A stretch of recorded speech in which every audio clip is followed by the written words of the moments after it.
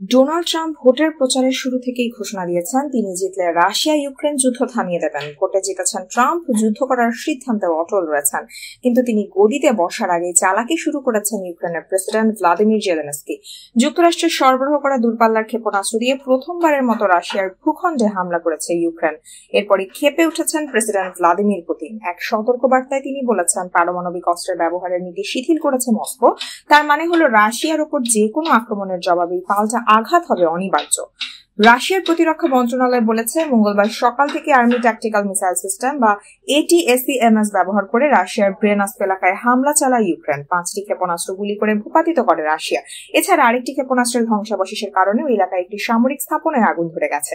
তবে যুক্তরাষ্ট্রের ক্ষেপণাস্ত্র ব্যবহার করেই যে হামলা চালানো হয়েছে সে অবশ্য এখনো ইউক্রেনের পক্ষ থেকে স্বীকার করা হয়নি। তবে আন্তর্জাতিক বিভিন্ন গণমাধ্যমের প্রতিবেদনে উঠে এসেছে যে এইসব ক্ষেপণাস্ত্র বিদায়ী প্রেসিডেন্ট বাইডেনই ইউক্রেনকে দিয়েছেন। সূত্রের বরাত দিয়ে ইউক্রেনের সংবাদ মাধ্যম জানিয়েছে এই হামলায় যুক্তরাষ্ট্রের ক্ষেপণাস্ত্র ব্যবহার করা হয়েছে।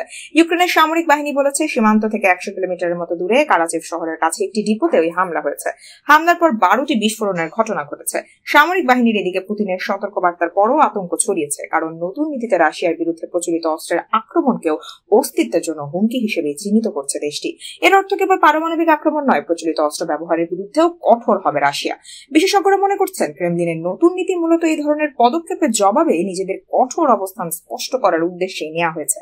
পুতিনের এই নীতিগত পরিবর্তনের অংশ হিসেবে রাশিয়া দেশব্যাপী মোবাইল বোমা শেল্টার নির্মাণ শুরু করেছে। ক্রেমলিনের দাবি, জনগণকে পারমাণবিক হুমকি থেকে সুরক্ষা দেওয়ার চেষ্টাতে এই উদ্যোগ নেওয়া হয়েছে।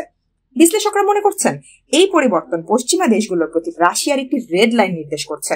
রাশিয়া এর মাধ্যমে স্পষ্ট করতে চাইছে যে হুমকির মুখে তারা প্রতিরোধ নীতি সক্রিয় করবে, যা প্রতিপক্ষের জন্য ধ্বংসাত্মক হতে পারে। এরই মধ্যে কিন্তু ইউক্রেন যুদ্ধের 1000 দিন পেরিয়ে গেছে। এই যুদ্ধ এখন আর ইউক্রেন ও রাশিয়ার মধ্যে সীমাবদ্ধ নয়। যুদ্ধ ছড়িয়ে পড়েছে যুক্তরাষ্ট্র সহ পশ্চিমা বিশ্বের মধ্যেও। যুক্ত হয়ে গেছে ইরানও। আর পারমাণবিক অস্ত্র নিয়ন্ত্রণ নিয়ে রাশিয়া ও যুক্তরাষ্ট্রের মধ্যে ক্রমবর্ধমান মতবিরোধ নতুন করে বিশ্ব রাজনীতিতে সৃষ্টি করেছে এক অস্থিরতা।